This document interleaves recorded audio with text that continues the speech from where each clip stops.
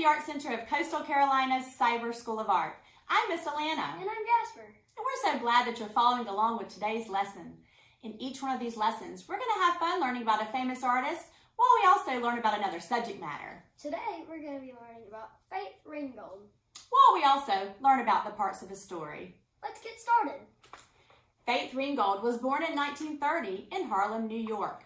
The Harlem Renaissance from the 1920s had left her neighborhood with a very vibrant art and music scene, which she was inspired by as a young child. Faith's mother was a fashion designer and also taught her to sew. Faith Ringgold went to college to study to be an art teacher, but soon after teaching in the New York City public schools, she realized that she wanted to be an artist full-time, so she quit her job in 1973 to pursue her career. She began as a painter, but later she started incorporating some of the sewing skills her mom had taught her into making quilts, like this one that we have here. She made a series of 5 quilts, and eventually this one, called Tar Beach, was turned into a book that we're going to have a chance to look at today. Jasper, can you tell us some of the things that you see in this artwork? I see people sitting at a table on the top. Very good. How many people do you see at the table there? I see 4. 4. Good job. What else do you see? I see 2 kids laying on a mattress over here. All right. And what else? I also see some patterns around the painting. I wonder what those are for. Very good. The images that we see around the side, the little squares with pattern, are actually fabric. This artwork is called a narrative or a story quilt. Knowing that, we can kind of see that maybe this is fabric around the edges and a painting in the middle. What else do you see? I also see another table over here that has some food on it. Good. So what do you think these people are doing? I think they're on the top of their apartment looking up at the stars. Very good. So we can see a little cityscape in the background, so it does look like they're kind of on the roof. And maybe that's why it's called Tar Beach. Tar is a material that's used to seal a roof. So it's as if these children are lying on the beach in the middle of the city. We also see a little bridge here in the background. I see a little girl flying in the sky. Is there anything else that I've missed? I also see some words inside what looks to be the quilt. Very good. This story quilt actually has words that tell a story that go all along the top and all along the bottom. This story is also found in the book that she soon thereafter created called Tar Beach. It includes lots of images that she's painted to help tell the story. Before we read Tar Beach, let's look at the painting and see if we see some of the elements of a story in the painting. The main elements of a story are characters, setting, problem, and resolution. Jasper, can you tell us who you think the characters in the story might be? This girl, these people, and these 2 little kids. Good. So we have a group of adults here, and we have some children in the picture who are probably the characters. What about the setting? The setting tells where and when something takes place. Where do you think they are? They're on top of what looks to be their apartment at nighttime. Very good. And how can you tell it's nighttime? Because I see stars. Yeah, the sky is painted a dark blue and we see stars. We also see a cityscape here in the back, so we know that they're not in the country, that they're in the city. So we're going to read Tar Beach together, and then we're going to see if we could figure out what the problem is and what the resolution is. Tar Beach by Faith Ringgold.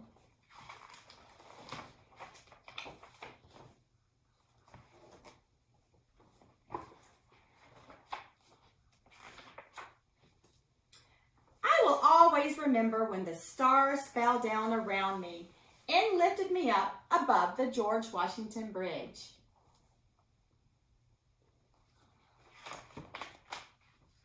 I could see our tiny rooftop with Mommy and Daddy and Mr. and Mrs. Honey, our next door neighbors, still playing cards as if nothing was going on. And BB, my baby brother, lying real still on the mattress, just like I told him, his eyes like huge floodlights tracking me through the sky.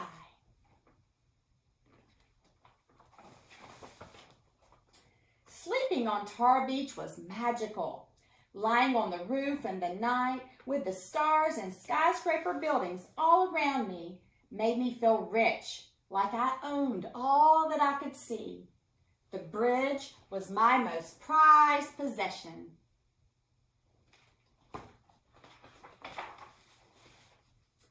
Daddy said that the George Washington Bridge is the longest and most beautiful bridge in the world, and that it opened in 1931, on the very day that I was born. Daddy worked on the bridge, hoisting cables. Since then, I've wanted that bridge to be mine.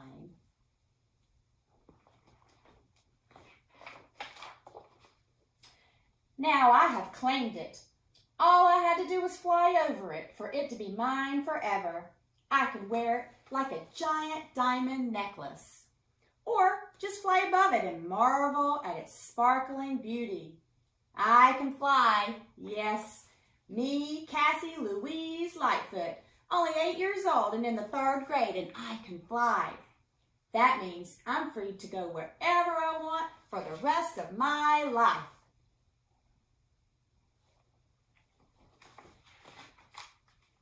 Daddy took me to see the new Union building he's working on. He can walk on steel girders high up in the sky and not fall. They call him the cat.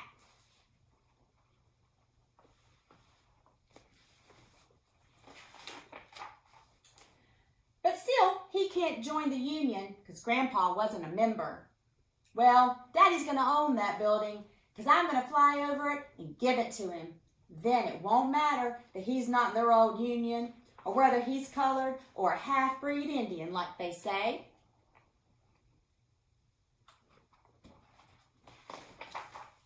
He'll be rich and won't have to stand on 24-story high girders and look down. He can look at his building going up.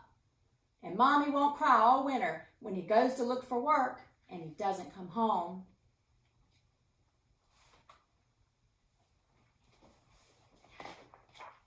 And Mommy can laugh and sleep late like Mrs. Honey. And we can have ice cream every night for dessert.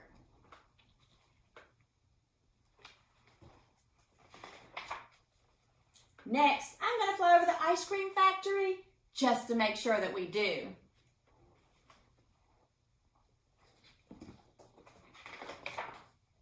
Tonight, we're going up to Tar Beach.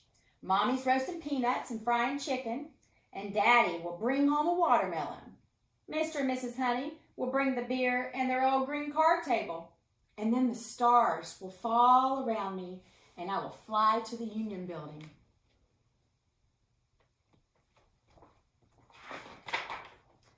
I'll take Bibi with me. He's threatened to tell Mommy and Daddy if I leave him behind. I've told him it's very easy. Anyone can fly. All you need is somewhere to go that you can't get to any other way. The next thing you know, you're flying among the stars.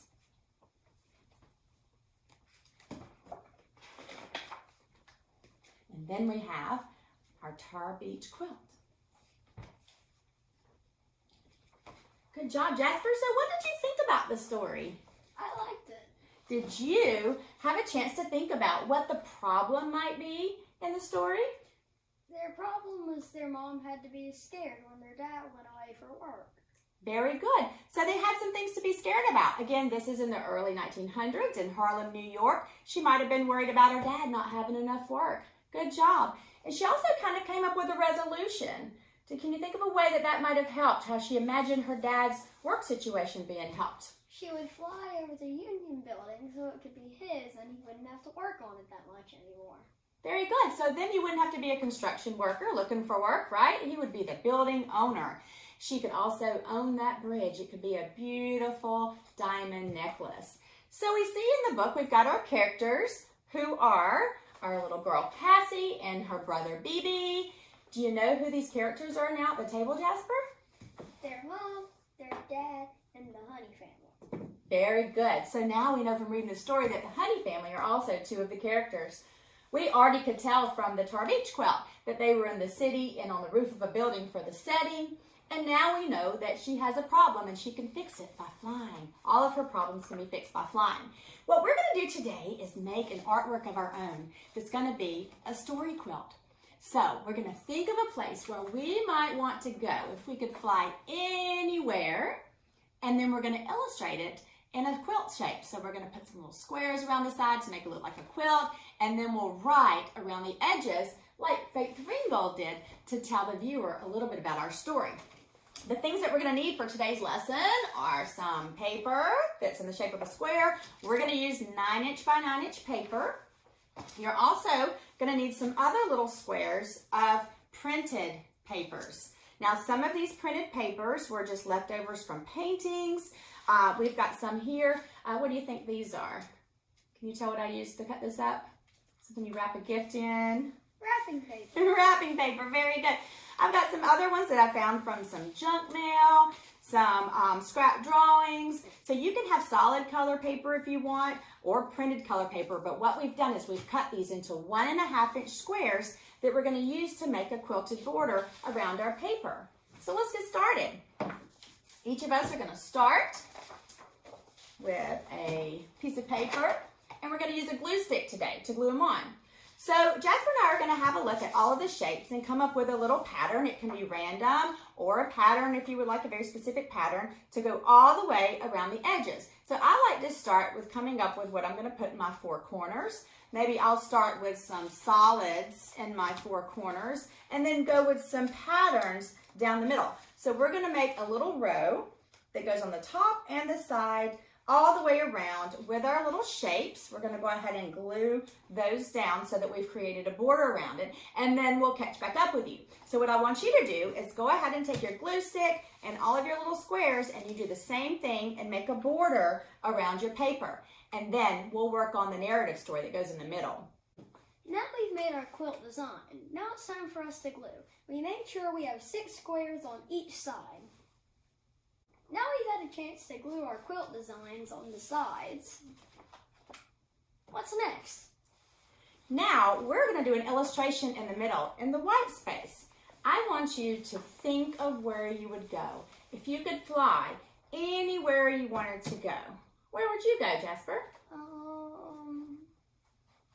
I would go to Universal. To Universal Studios in Orlando, Florida? That's fun. Can you think of why? Because I could fly through the roller coasters and watch them go past. How awesome would that be? So Jasper is going to take the space in the middle that he has here, and then he's going to need to draw an illustration of himself flying through the sky over his special place, which is Universal Studios. As you can see in the example, I've shown myself flying over Paris, France. I've always wanted to use that French that I learned in school. So in my illustration, I have the Louvre here, which I imagine with the big pyramid shape. So I've got that. I've also got the Eiffel Tower in the background and a little bed of flowers here out in front of the museum. Now I've chosen to make mine at nighttime. You can choose if you want to have it daytime or nighttime. I thought that it was pretty cool the way in Tar Beach it was at nighttime, so I put some stars in the sky and made the sky blue to tell the viewer that it was nighttime. So now you're going to take a pencil and you're going to draw yourself going over your special place flying through the sky. Now if you want to bring any friends along with you, like Cassie brought her little brother BB, you're welcome to do that. So take a few minutes and sketch out in the white space your story that you would like to tell. So Jasper, did you have a chance to finish your picture? I did. Can you tell us what you drew? Well, I drew me flying through the roller coasters at the Hulk in Universal. I also drew the Hulk standing on top. Nice job. So the next thing that you're going to do is take a black pen. You can use a Sharpie or just any black pen that you have around your house. You could even use a black colored pencil if you don't have a pen. And we're going to outline our picture so that it really shows up. After you outline your picture with black, you're going to take some colored pencils or crayons or markers or whatever you've got at home, and you're going to give your picture lots of color. So remember in the example, we filled in all the spaces with sky and ground. We've got our background, our middle ground, our foreground, and all the parts colored in.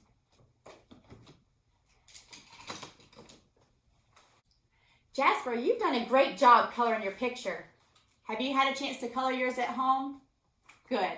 So the last thing we're going to do is the narrative, and that's the little story that we write around the border. So in mine, I said, if I could fly, I would soar over Paris, France at night. I'd fly through the Eiffel Tower and over the Louvre so bright. Now you can choose to write your narrative around the border, like I've done in my example, or if you want to write it somewhere on the picture, you can do that. Be sure that your narrative answers the question, if I could fly, where would I go and why?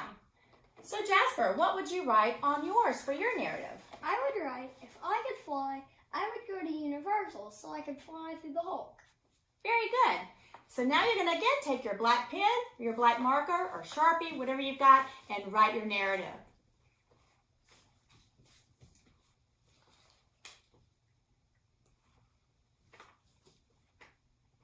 So Jasper has had a chance to write his narrative around the picture. And the last thing that we're going to do is give it your best artist signature. So take your black pen, give us your signature there in the corner. We're so glad that you followed along with us today. Remember, you can always download a PDF of the lesson plan there in the description below if you'd like to share it with a friend or if you'd like to do the lesson over again. Thank you for joining us today. We'll see you next time. Bye-bye. Bye.